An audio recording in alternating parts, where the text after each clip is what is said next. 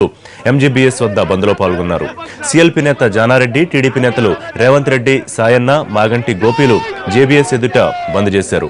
BJP పక్ష నేత Laxman RTC cross రోడ్లో, TPCC working president Bhatti Vikramarka, దానం నాగేంద్ర కూడా బంద్లో పాల్గొన్నారు.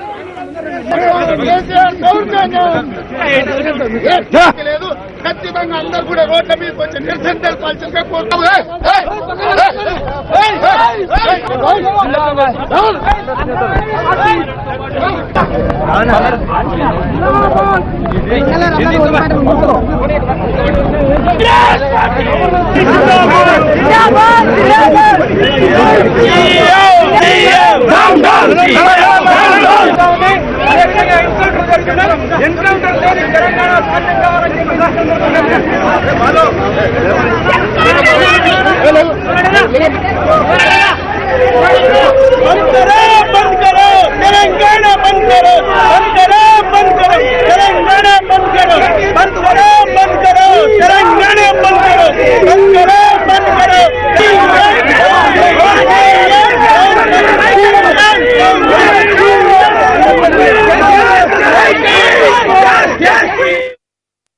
అప్రమత్తమైన పోలీసులు బంద్లో పాల్గొన్న పలువురు నేతలు, కార్యకర్తలను ఉదయమే అరెస్ట్ చేసి పోలీస్ స్టేషన్లకు తరలించారు. ఈ సందర్భంగా కొంత ఉద్రిక్త పరిస్థితి నెలకొంది.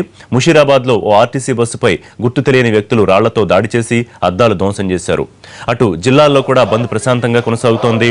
ఆదిలాబాద్, నిజామాబాద్, కరీంనగర్, ఖమ్మం, వరంగల్, మహబూబ్ నగర్ జిల్లాల్లో డిపోలకే పరిమితమయ్యాయి. దీంతో ఇతర ప్రాంతాలకు వెళ్లే ప్రయాణికులు ఇబ్బంది పడ్డారు. అయితే ప్రముఖ నేతలను అరెస్ట్ చేయడంతో బస్సులు యథావిధిగా నడిపేందుకు ఏర్పాట్లు చేస్తున్నారు అధికారులు.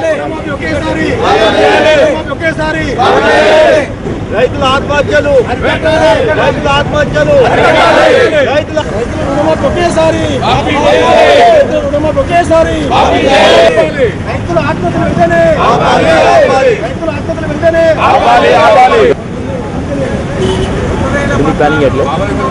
ఇదేమి రాజ్యం, ఇదేమి రాజ్యం, దొంగల రాజ్యం, దోపిడీ రాజ్యం, అవినీతి ముఖ్యమంత్రి, నేతగాని ముఖ్యమంత్రి, నేతగాని ముఖ్యమంత్రి, రైతుల రుణాలను వెంటనే, రైతు రుణాలు వెంటనే,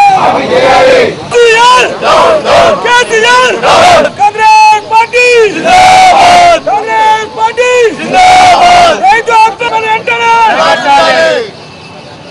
ఇదేమి రాజ్యం, ఇదేమి రాజ్యం, దోపిడీ రాజ్యం, దొంగల రాజ్యం, దోపిడీ రాజ్యం, ఇదేమి రాజ్యం, ఇదేమి రాజ్యం, వెంటనే మాఫీ చేయాలి, రైతు రుణాలను వెంటనే మాఫీ చేయాలి, రైతు రుణాలను వెంటనే మాఫీ చేయాలి, రైతు రుణాలను వెంటనే.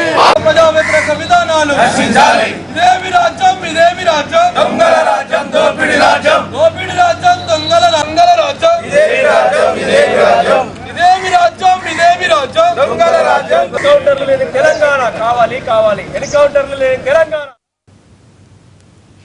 జేబీఎస్ లో ఆందోళనకు దిగిన నేతలను అరెస్ట్ చేయడంతో ఆర్టీసీ బస్సులు యథావిధిగా నడుస్తున్నాయి. దసరా పండుగ ఉన్నందుకు ఇప్పటికే ప్రత్యేక బస్సులు వేశామని, ప్రయాణికులకు ఎలాంటి ఇబ్బందులు లేకుండా పోలీస్ సెక్యూరిటీతో బస్సుల్ని నడిపిస్తున్నామంటున్నారు ఆర్టీసీ అధికారులు. ఇప్పటి వరకు స్టార్టింగ్ లో బిగినింగ్ లో ఒక half an hour to 1 hour వరకు ప్రొటెస్ట్ చేయడం జరిగింది. వాళ్ళను పోలీసు వాళ్ళు వచ్చి అరెస్ట్ చేయడం జరిగింది. దాంట్లో భాగంగానే మేము కూడా స్పెషల్ కేర్ తీసుకుంటున్నాము. ఎందుకంటే దసరా పండుగ పబ్లిక్ ఎటువంటి ప్రాబ్లమ్స్ జరగకుండా బస్సెస్ కూడా ప్రొవైడ్ చేస్తున్నాము. సో యాజ్ యూజువల్గా బస్సెస్ నడుస్తున్న ఏం ప్రాబ్లం లేదు. సో ఇంకా అవసరం అనుకుంటే ఎక్స్ట్రా కూడా వేసి నడిపిస్తాం. పబ్లిక్ ఎలాంటి అవాంతరీయ సంఘటనలు జరగకుండా, ఎటువంటి ప్రాబ్లమ్స్ లేకుండా నడిపిస్తున్నాం. అన్ని టచెస్ ఉంటాయి. సో నైట్ అవుట్స్ కూడా యాజ్ యూజువల్గానే వచ్చినాయి. మామూలుగా 40 నుంచి 50 నైట్ అవుట్స్ వరకు ఉంటాయి ఇక్కడ.